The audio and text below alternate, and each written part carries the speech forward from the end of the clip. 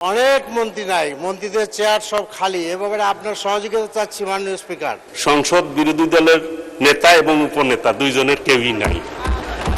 অনেকে রাষ্ট্রীয় কাজে বা বিভিন্ন কাজে ব্যস্ত থাকে, এটা ঠিকই, তবে সংসদে তাদের আসা উচিত, আসলে ভালো হয়।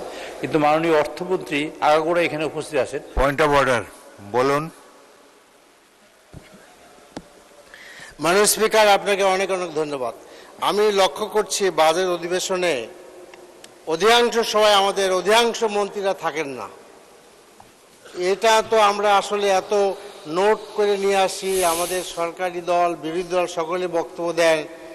এইখানে দেখেন স্বাস্থ্যমন্ত্রী, তারপরে আমাদের স্বরাষ্ট্রমন্ত্রী, অনেক মন্ত্রী নাই, মন্ত্রীদের চেয়ার সব খালি। এ ব্যাপারে আপনার সহযোগিতা চাচ্ছি মাননীয় স্পিকার।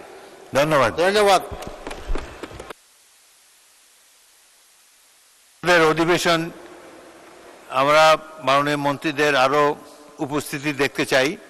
শুকর করেন যে অর্থমন্ত্রী অন্তত আছেন এখানে, কিন্তু অন্যান্য মন্ত্রীদেরকেও অনুরোধ জানাবেন সংসদ সদস্যদের পক্ষ থেকে। বাজেট সেশন গুরুত্বপূর্ণ সেশন, তারা থাকলে আমরা বাধিত হব। চিফ হুইপ বলেন।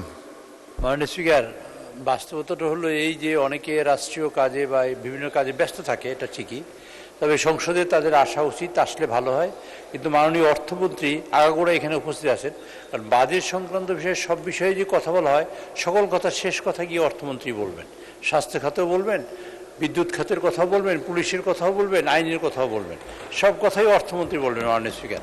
সে কারণে মাননীয় অর্থমন্ত্রী প্রেজেন্ট থাকেন। কি বুঝলেন ভাই? অনলি যেটাই চাই। মাননীয় আমাদের মহাসচিব এবং এলজেডি মন্ত্রী মহোদয়, তিনি সবসময় উপস্থিত থাকেন, অন্যান্য মন্ত্রীও থাকেন। তবে আমি আশা করব অন্যান্য যেসব মন্ত্রী এখানে উপস্থিত থাকেন না, তারা যেন উপস্থিত থাকেন এবং সংসদকে উপভোগ করেন, এবং বিরোধী দল না, সরকারি দলের যেসব সদস্য যেসব কথা বলেন সেগুলো মনোযোগ সহকারে শুনেন এবং সেগুলো যেন সমস্যা সমাধানের ব্যাপারে তারা অগ্রগণী ভূমিকা পালন করেন। মাননীয় স্পিকার, আপনাকে ধন্যবাদ।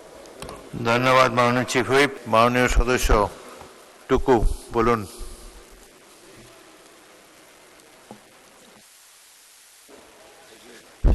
ধন্যবাদ মাননীয় স্পিকার।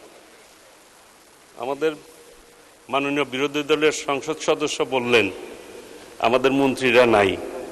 ঠিক আছে, বলার আগে যদি নিজের দিকে তাকায় বলতেন সংসদ বিরোধী দলের নেতা এবং উপনেতা দুইজনের কেউই নাই।